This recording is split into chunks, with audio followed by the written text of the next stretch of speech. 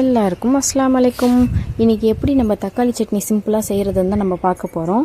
முதல்ல கடாயில் கொஞ்சமாக எண்ணெய் விட்டு, கொஞ்சமாக கடுகு, கொஞ்சமாக சீரகம், அதுக்கப்புறம் ஒரு 5-6 பத்தை தேங்காய், அதுக்கப்புறம் கொஞ்சமாக ஒரு கைப்பிடி அளவுக்கு உளுந்து எடுத்து நல்லா பொன்னிறமாக வர்ற அளவுக்கு நல்லா வறுத்துட்டு, அதுக்கப்புறம் ஒரு மீடியம் சைஸில் இருக்கிற 3 வெங்காயம் நம்ம எடுத்துகிட்டு, கொஞ்சம் ரொம்ப சின்னதாக வெட்டாமல் நல்லா திட்டமாக ஓரளவுக்கு வெட்டி, அதையே நல்லா இந்த கண்ணாடி மாதிரி தெரியும் பார்த்திங்களா, அந்த அளவுக்கு நம்ம வதக்கி எடுத்துக்கணும். அதுக்கப்புறம் ஒரு 5-6 வரமிளகா, நான் சின்ன பிள்ளைங்க வச்சுருக்கேன் அப்படின்றதுனால ஒரு 6 வரமிளகா போட்டிருக்கேன். நீங்கள் நல்ல காரசாரமாக சாப்பிட்றவங்களா இருந்தால் ஒரு 7-8 வரமிளகா போட்டுக்கோங்க, வதக்கி போட்டுக்கோங்க. அதுக்கப்புறம் மீடியம் சைஸ் தக்காளி ஒரு 5 தக்காளி நான் எடுத்திருக்கேன்.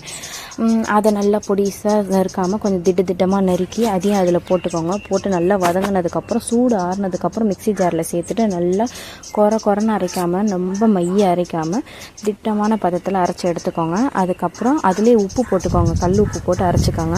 அதுக்கப்புறம் அதே கடாயில் கொஞ்சமாக எண்ணெய் விட்டு, அதுக்கப்புறம் கடுகு, கருவேப்பிலை போட்டு ஒரு 2 வரமிளகா இருந்துச்சு அதையும் கிள்ளி போட்டுக்கோங்க. நான் அது வரமிளகா போடல, நீங்கள் போட்டிங்கனாலும் சூப்பராக இருக்கும். அவ்வளோதான், தாளித்து இறக்குனீங்கன்னா அருமையான சட்னி ரெடி ஆகிடுச்சு. இந்த மாதிரி ஒரு வாட்டி செஞ்சு ட்ரை பண்ணி பார்த்துட்டு எப்படி இருந்துச்சுன்னு கமெண்ட் பண்ணுங்கள்.